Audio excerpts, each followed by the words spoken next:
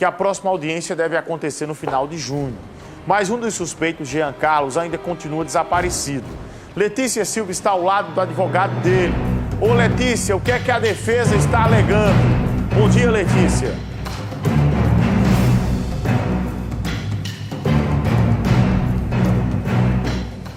Oi, Bruno, bom dia para você, bom dia para o nosso telespectador. Só para você que está em casa entender um pouco mais, a gente vai conversar com o advogado de defesa do Jean Carlos da Silva Nascimento, que teria ido com o Leon Nascimento buscar a moto e entregar a arma que foi usada no crime. Ele ainda não foi localizado.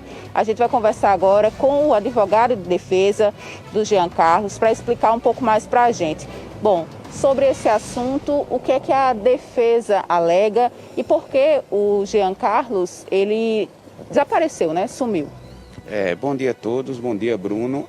Em relação a Jean, depois que ele teve o seu mandado de prisão decretado, ele tomou um destino ignorado tanto pela defesa quanto pela família. Então, assim, felizmente a gente não pode colaborar absolutamente com nada. O que podemos aqui informar é que o mesmo já constituiu advogados, tanto eu como a doutora Mirela Pestina, e desde a delegacia até a instrução de julgamento, a primeira que aconteceu ontem, nós viemos acompanhando tudo normalmente dentro dos trâmites.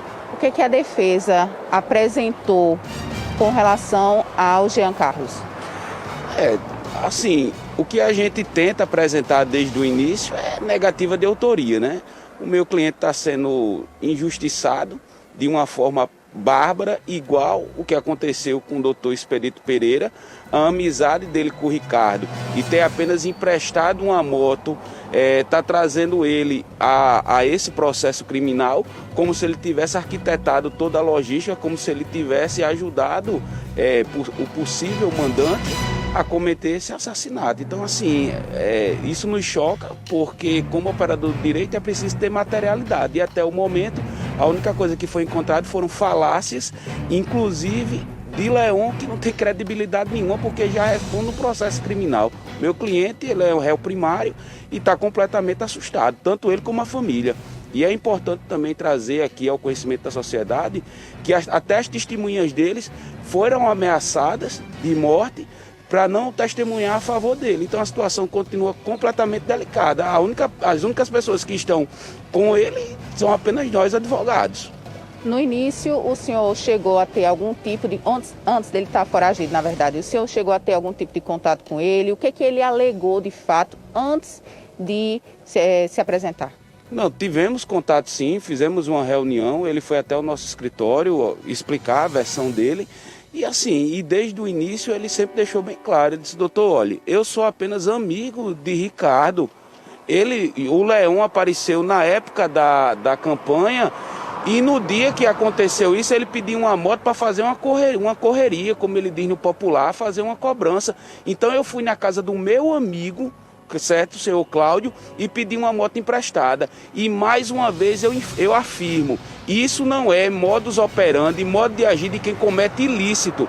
Quem trabalha na área policial, quem trabalha com advocacia criminal sabe que quem quer cometer um ilícito ou rouba uma moto e vai cometer o ilícito, ou pega a moto, um veículo, descaracteriza e assim vai cometer o ilícito. E não, eu pego o assassino, vou na casa de um conhecido meu e empresto a moto a ele para ele cometer um ilícito. Quando a moto for identificada, eles foram diretamente na casa do Cláudio. E aí, a partir de tudo, foi quando a polícia foi e começou a desvendar o crime. O senhor acompanhou a audiência ontem, né? O que é que o senhor achou dessa audiência? Na sua opinião, como é que ela vai percorrer? A audiência, na minha opinião e de doutora Mirela, a audiência foi ótima. Em nenhum momento foi trazido nenhuma materialidade sobre a situação de Jean. Inclusive, a família do doutor Expedito não sabia nem da existência de Jean, não sabia nem quem era Jean. Quando foram colocar a figura de Jean no processo, foi que eles vieram descobrir. Então, todas as vezes que a gente indagava e perguntava quem era Jean, eu disse: doutor, não tenho nada para falar, não sei nem quem é esse rapaz. entendeu? Inclusive teve uma das irmãs do doutor Expedito que chegou a dizer, não, ele é bandido também. Bandido como? Se o meu cliente é primário, a senhora nunca ouviu falar dele, inclusive a minha advogada informou ela que ela poderia estar cometendo crime de injúria. Você não pode chamar ninguém de bandido, como é que o meu cliente é bandido, se ele nunca respondeu nenhum processo e esse processo ainda está em trâmite.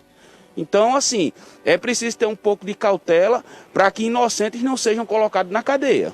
Agora, doutor Daniel, o senhor como advogado de defesa de Jean, como é que fica para o senhor articular toda a defesa, sendo que o seu cliente não está por aqui para tentar lhe trazer mais informações com relação ao caso? Em relação a esse assunto, eu particularmente fico muito tranquilo porque a lei garante que ele vai ter que ser defendido de todo jeito, com ou sem a presença dele. Claro que se ele tivesse presente para poder trazer a versão dele dos fatos à sociedade seria interessante, só que já informei em outras oportunidades. Jean é uma pessoa ordeira, está completamente assustado, tem consciência e a defesa acompanha esse entendimento que ele é completamente inocente e já existe um mandado de prisão. Então, no entendimento dele, ele não vai se entregar para ir para um presídio. E apenas fazer gosto ou se não ir naquele efeito manada, que é o que está acontecendo com o Ministério Público, querendo condenar por condenar. Querido Daniel, muito obrigada pelas informações. Bruno, a gente vai estar acompanhando esse caso com relação ao doutor Expedito, a defesa, todo o trâmite também, o Jean Carlos e todos os envolvidos nesse assunto que infelizmente chegou a ceifar a vida do doutor Expedito Pereira, ex-prefeito de Bahia, há exatos 6 meses. É contigo, Bruno. Letícia, obrigado pela tua informação. Mudando de assunto agora.